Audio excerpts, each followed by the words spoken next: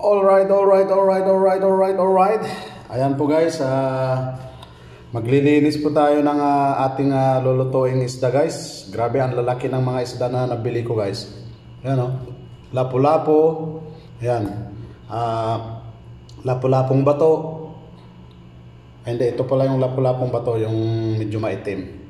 Ito yung mga talagang lapu-lapo na normal. Ayan, yung masasarap na ipaksiw.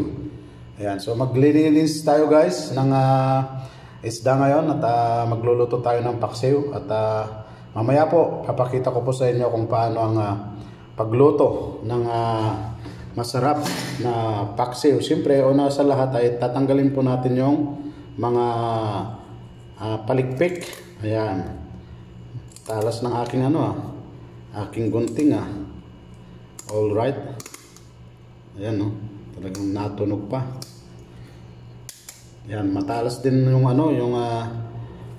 yung tinik. Yan. So, ayan po guys, mamaya po ipapakita natin kung paano natin siya lulutuin guys, okay? Alright. So, ayan na po guys, nalinis na po natin yung ating isda. Hindi ko na pinakita kasi haba yung oras natin. Ang laki nito guys, ang laki, kalahating kilo. Kalahating kilo itong lapu-lapu na to guys. Ito guys ay ulam ko na ng 1 linggo. Paksiwin ko tapos prito para matagal-tagal ng konti. Yan. Grabe ang dami diba? Malaki. Alright. So natanggalan na rin natin ng hasang guys. At saka nakaliskisan ko na rin siya. So, grabe. Yan. Malinis ako guys, magluto ng isda. Kailangan walang amoy. Yan. Alright.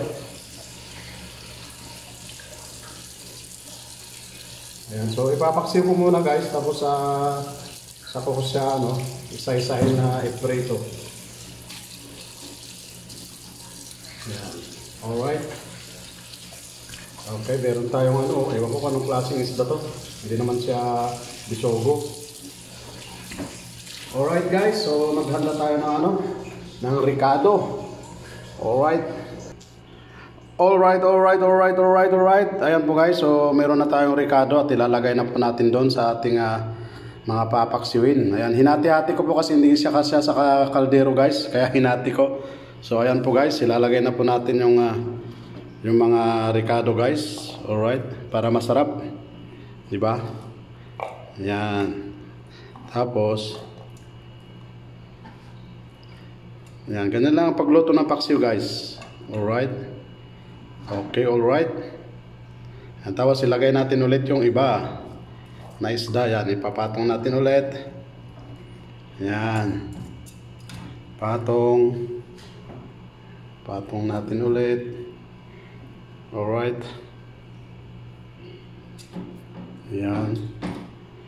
Tapos isa pa. Mali yata. Mali ang pagkamada guys. Hindi maganda ang pagkamada.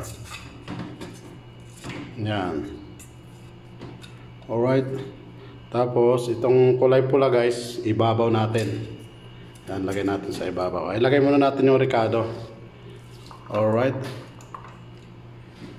Yan. Ganyan lang ako magluto ng guys. Okay. So ilagay na natin yung kulay pula. Ayan. So ayan po guys, ready na po yan. Ayan. So lalagyan na lang po natin ng asin at saka